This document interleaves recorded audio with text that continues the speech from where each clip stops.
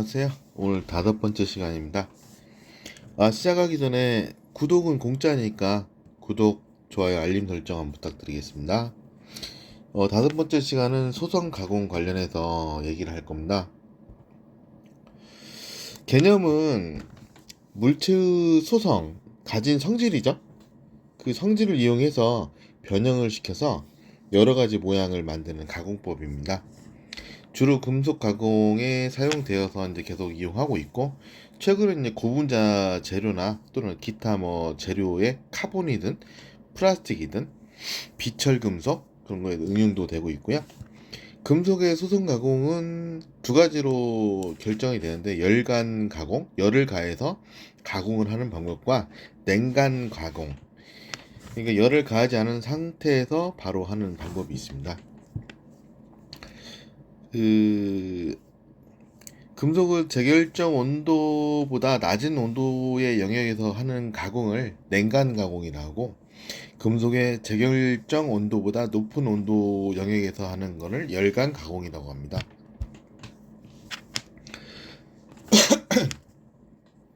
소성은 이제 탄성이 이제 스프링백이라고 많이 얘기하시죠. 스프링백이고 원래대로 돌아가려는 성질이거든요. 탄성이 이제 반대의 성질입니다. 탄성은 원래대로 돌아가지만 소성은 그 변형이 그대로 멈춰 있는 거거든요. 어떤 외력에 의해서 생긴 변형이 외력을 제거하여도 그대로 잔류할 때는 그 재료는 완전한 소성을 갖는다고 하는데요.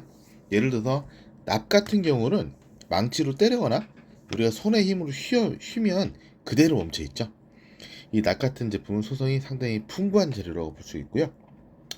여기 그림에서 보면 이 평면에 본래 평평한 점을 A에서 A-로 봤을 때, 힘을 가하는 B 같은 경우는 그 B-를 힘을 구하면 그 힘을 가하면 가할수록 이렇게 밴딩이 되는 오른쪽 사진이 보이고요.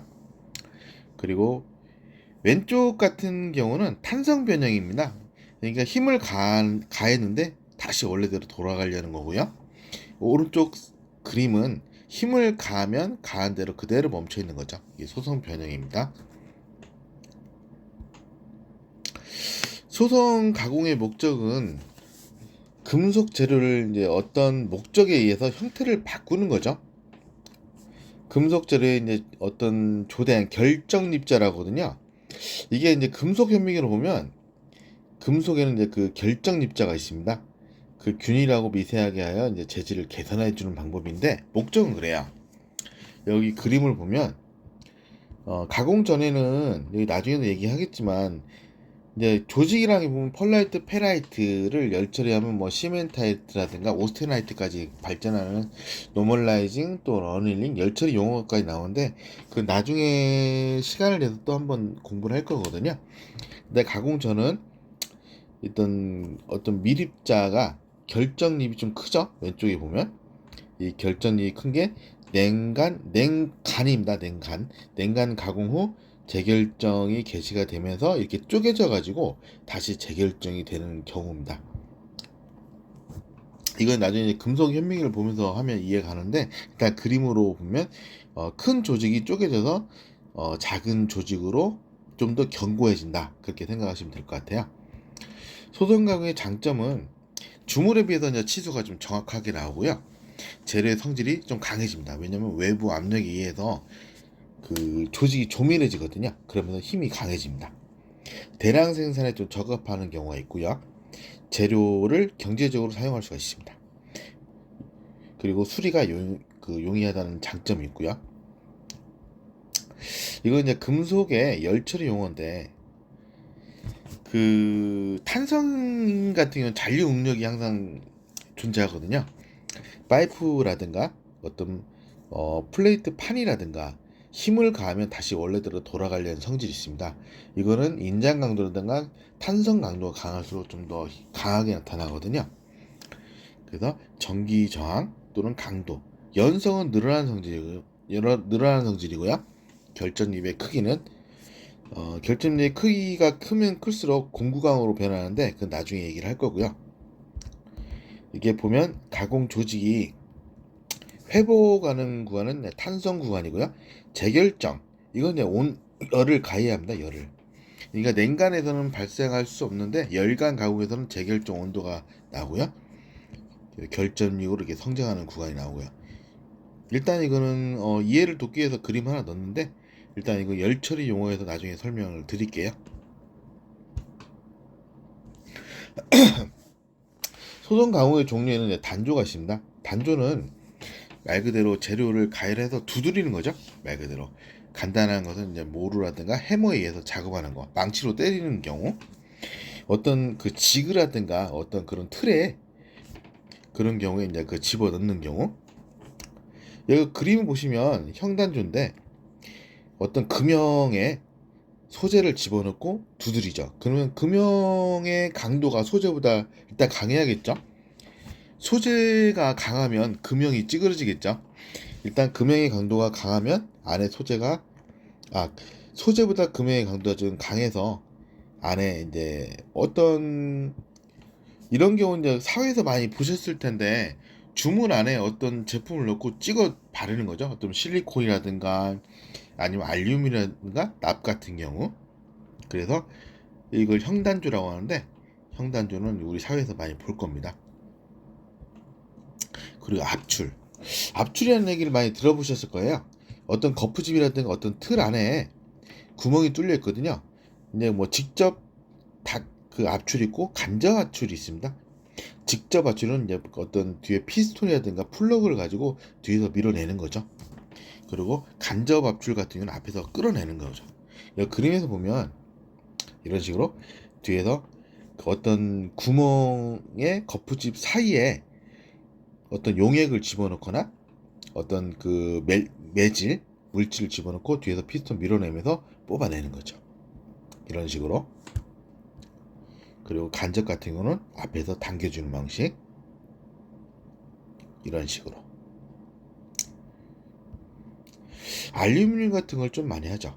압출로. 왜냐하면 알루미늄 강도가 약하고 그리고 형상이 좀 잘 나오는 그 소선 가공을 했을 때 탄성이 약합니다. 탄성이 약하다 보니까 일단 강도가 강해서 탄성은 좀 강하고요. 강도가 약해서 좀 탄성이 약합니다. 그래서 알루미늄은 좀 많이 사용하고 있고 물론 스틸도 많이 사용하고 있습니다. 아변은 소선 가공의 분류 중에 아변이 또 있는데 회전하는 두 개의 롤 사이에 재료를 통과시켜서 단면을 아변하는 방법입니다. 보통 판재, 우리가 보면 포스코나 현대제철의 동국이라든가 슬라브를 아변하죠. 보통 조아변 RH가 있고 사상아변이 있죠. 보통 이제 아변을 하면 그 슬라브가 왔다 갔다 하면서 길게 큰 이제 어떤 뭐 판재, 그게 이제 뭐 코일이 될 수가 있고요. 길게 하면 그리고 좀 더 짧고 두껍게 된 후판이 될 수가 있겠죠. 그래서 이제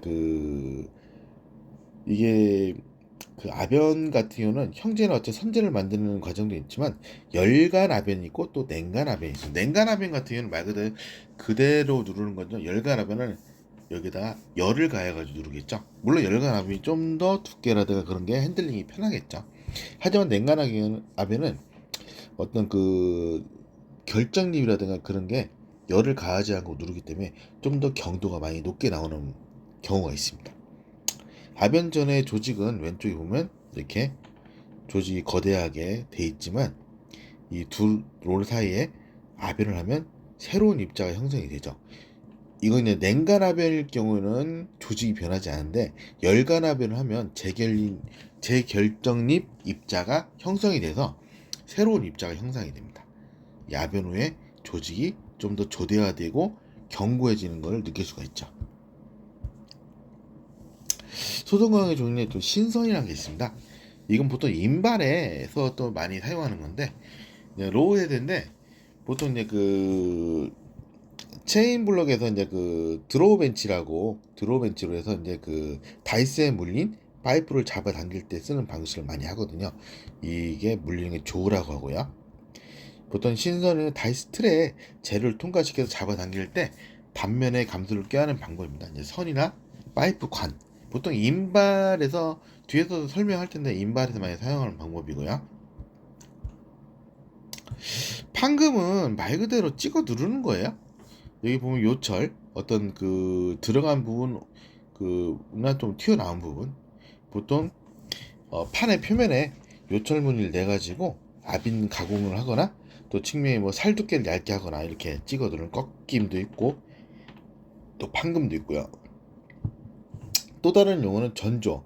여기 그림을 좀 잘 그려놨어요. 그림 보면 이해를 하실 거예요.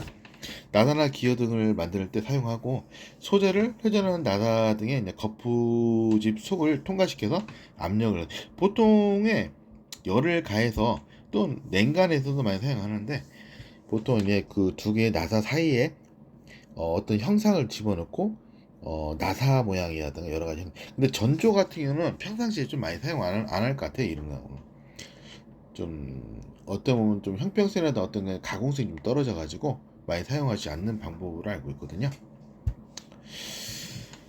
냉간 가공은 말 그대로 가공 온도가 제결정 온도 이하인 경우에 가공에 따라서 경화가 발생하는 경우거든요. 냉간 가공은 말 그대로 연질의 파이프나 연질의 판을 고강도 제품을 좀 만들 때 많이 사용을 합니다.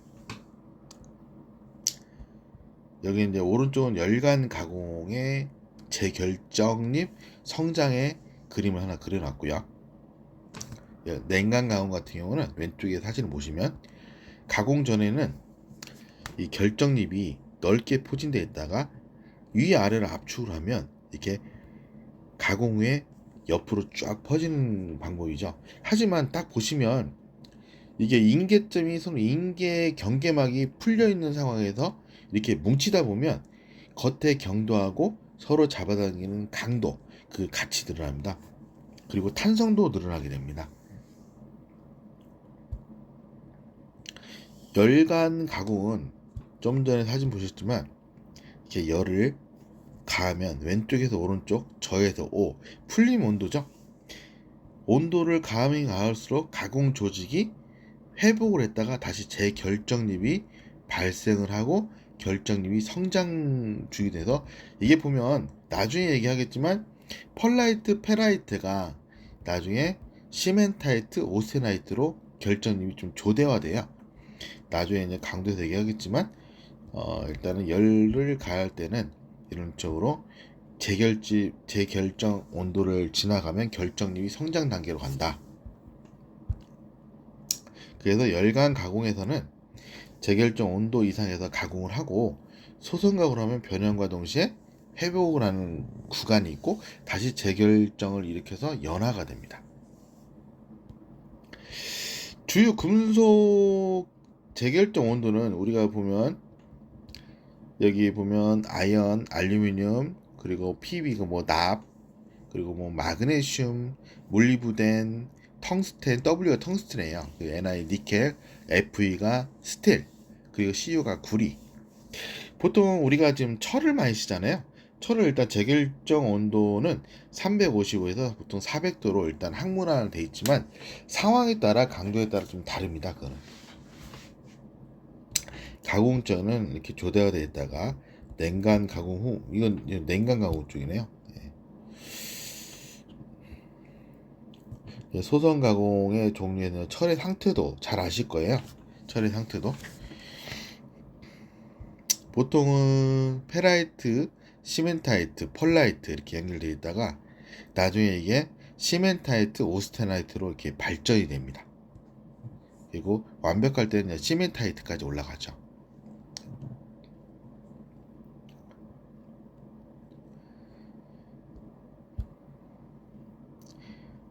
그 변태점이라는 게 있어요.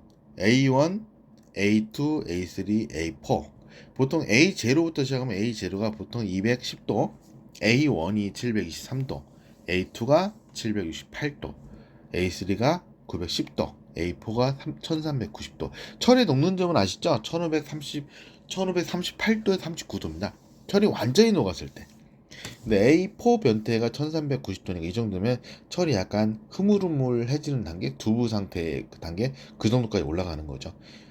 일단 우리가 보통 ERW 조간사에서 용접하는 온도는 A3 변태쯤은 좀 넘어갑니다. 보통 1000도에서 1050도, 1100도 사이라고 보시면 돼요. 소송가격의 종류는 이제 인발인데 아까 말씀드렸죠. 인발 같은 경우는 말고도 다이에 어떤 플러그를 넣은 경우도 있고 플러그를 넣지 않고 다이의 파이프를 통과해서 축간을 하거나 확간을 하는 경우 공인발이 있고요. 근데 그리고 선재 같은 경우나 환봉 그런 경우를 인발하는 경우도 있습니다. 말 그대로 그 열을 가하지 않으면 냉간 인발이고요. 열을 가하게 하면 열간 인발입니다. 근데 봉이라든가 봉은 이제 환봉을 말씀하는 겁니다. 가는 구멍 다이스에다가 재를 통과시켜서 그 끝을 척으로 잡아당기는 다이 공형 또는 뭐 관재 이렇게 전선이나 동관, 철사, 피아노 선 이런 식으로를 그 인발 가공해서 소선 가공을 하고요. 공인발을 좀 많이 하죠. 우리가 보통 공인발. 파이프 내부에 플러그를 사용하지 않고 외경 축소 목적이나 두께 변화량은 거의 없어요. 공인발은 두께 변화가 없습니다. 외경만 축소하는 거예요. 그래서 공인발은 다이 안에다가 단면 감소율 대소에 따라서 계산을 해서 이제 잡아 당기는 거죠.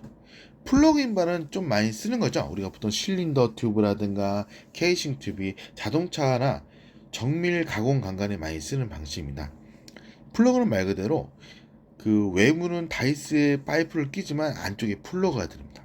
그러면 외경도 작아지거나 커지고 그리고 두께가 그 원하는 제품 두께에 맞춰서 감소가 되거나 감소가 되겠죠.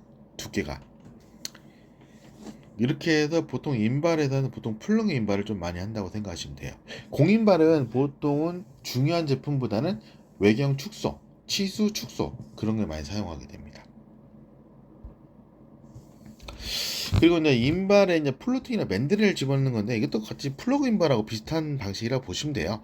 플러그 인발 같은 경우는 인발 중에 이제 플러그는 플러그 봉이 없어도 힘의 균형에 따라서 다이 구멍 중에 안정이 되어 있는데 맨드릴 같은 경우는 플러그 대신 맨드릴을 사용하는 방식이에요. 그냥 그 같은 용어인데 일단 용어의 차이라고 보시면 돼요. 지금 인발회사에 다니신 분은 단면 감소에 대해서 계산 공식 다 계산기로 다 알고 있을 거예요. 왼쪽에 보시면 A0 이건 원 소재 제품이 들어가는 거고요. 그리고 오른쪽에는 A1 최종 제품이 나오는 거죠. 가운데는 다이스가 있죠. 그리고 제일 중요한 건 다이 반각이거든요. 이 다이 반각. 왜 반각이 중요하면 떨림이 발생하거든요. 떨림이 발생하면 표면에 스크래치가 발생하고 주름이 발생할 수 있어요. 그리고 그 파이프 인발에서는 조도 RA 값이라든가 조도 표면 경도 조도가 상당히 중요하거든요. 떨림이라든가 어떤 경도에 문제가 있거나 주름이 지면 이건 불량이에요. 그래서 이런 다이의 반각이라는 각도가 상당히 중요합니다. 그래서 단면 감소율을 계산하면서 인발을 하는 거예요.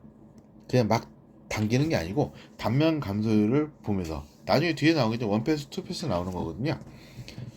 그래서 단면 감소율 계산 방식을 말 그대로 원 소재 단면적에서 제품 단면적을 뺀 거를 다시 단면적으로 나누는 거고요. 계산 공식 보시면 한번 계산기를 한번 두들겨 보면 나중에 나와요. 간단하게 보면 이래서 이 제품을 뺀 거고요. 곱하기 100하고 원패스, 투패스 좀 전에 얘기했지만 재료를 다이에 통과시키는 거 원패스 한 번, 투패스 두 번. 외면 단면 감성이 너무 차이가 많이 나면 원패스 한 번 가지고 인발 당겨서는 그 최적이라든가 제품이 나오지 않겠죠. 그럼 두 번, 세 번 당기는 겁니다. 소송 가공의 종류에 이제 다이 플러그. 보면 아까 말씀드린 다이 반각이 상당히 중요하다고 했죠. 여기 보면 이 다이 안에 이 각도가 상당히 중요합니다.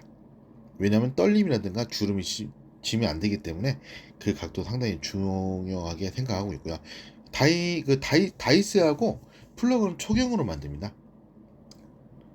초경으로 만들려면 고강도나 그 아공석강을 우리가 많이 쓰는데 보통 과공석강이라든가 S45C라든가 SCM이나 SCM42 어떤 그 고탄소강의 제품을 하다 보면 다이스라든가 그 플러그가 깨지거나 긁히겠죠. 그래서 초경을 씁니다.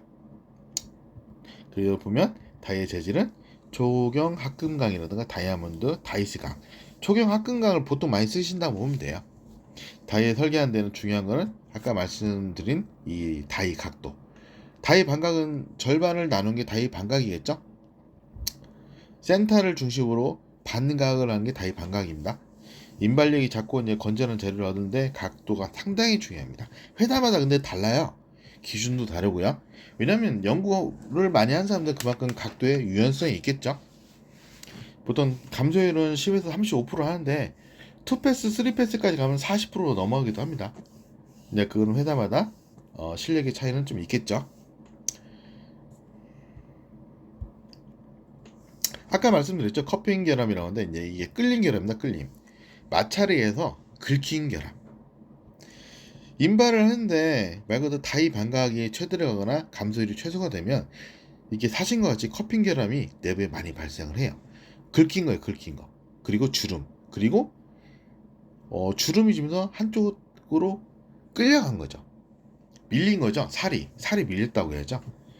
불량이겠죠. 대량 물량이 나올 수가 있습니다.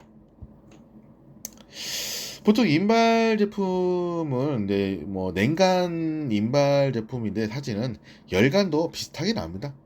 자동차 부품에 이제 부싱 케이시라든가 실린더 튜브, 우리가 말하는 정밀 가공 제품, 플러스 마이너스 뭐 100분의 3, 100분의 1, 1000분의 5, 1000분의 5면 0.005겠죠? 엄청 타이트한 동심도를 요구하는 그런 파이프들, 우리가 말하는 자동차에 보면 쇼바, 실린더 튜브, 가스 실린더, 이런 안에 가스가 새거나 유압이 새지 않게 유압 실린더 등 그런 정밀 강관은 전부 다 인발 제품을 사용한다고 보시면 돼요. 그래서 인발 제품 가격이 많이 비싸죠. 네, 이상으로 간단하게 소선 가공에 대해서 얘기를 했는데 너무 어렵게 하다 보니까 시간이 너무 많이 걸려요. 그래서 좀 시간을 웬만하면 20분대로 좀 끊으려고 하고 있습니다. 다음에는 인발이라든가 좀 궁금한 사항이나 불량 유형에 대해서 좀 더 설명을 할 예정입니다. 시간이 되면 뭐 철의 상태도 다시 얘기를 할 거고요. 처음과 얘기했지만 구독 공짜니까 구독, 좋아요, 알림 설정 부탁드립니다. 감사합니다.